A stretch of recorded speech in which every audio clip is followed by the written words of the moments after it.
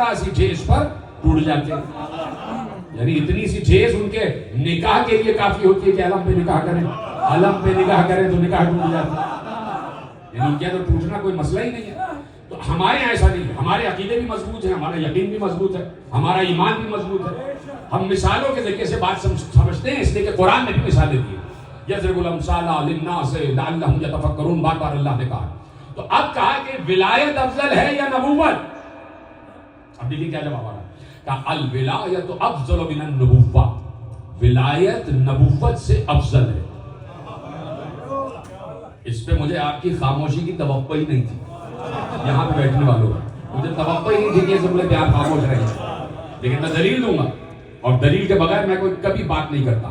الولایت افضل من النبوہ, نبوت مفضول ہے اور ولایت افضل ہے. آپ اس لیے خاموش ہوئے کہ آپ کے پاس آپ کا جو نبی ہے, ہمارا جو نبی ہے وہ سب سے افضل ہے, اور وہ مقصد تخلیق کائنات ہے, وہ افضل الانبیاء ہے, وہ صاحب الاولاق ہے. اس لیے آپ خاموش ہو گئے کہ نبوت نیچے آ جائے گی اور ولایت اوپر چلی جائے گی.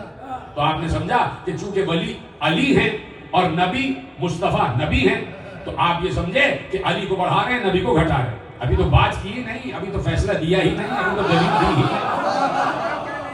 اب دلیل لے جائیے آپ, اور ایسی دلیل ہے کہ کاٹے نہیں کٹے گی, اور جس نے دلیل کو نہ مانا وہ کافر ہو جائے گا. اتنا بڑا دعویٰ کر رہا ہوں. جو دلیل لینے جا رہا ہوں, اس دلیل کو جس نے نہ مانا وہ کفر کی منزل پر آ جائے گا. کہا کہ الولایت افضل من النبوہ, ولایت نبوت سے افضل ہے.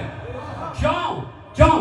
کہا کہ بھائی اب یہ دلیل لے جی, یہ میری اپنی دلیل ہے, اور دلیل اس سے بڑی کوئی ہو نہیں سکتی اور کاٹے نہیں کٹ سکتی. ولایت نبوت سے افضل ہے.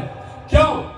بھائی نبوت اس وقت ولایت سے افضل ہو جاتی کہ اگر اللہ بھی نبی ہوتا. اللہ نبی نہیں ہے, اللہ ولی ہے.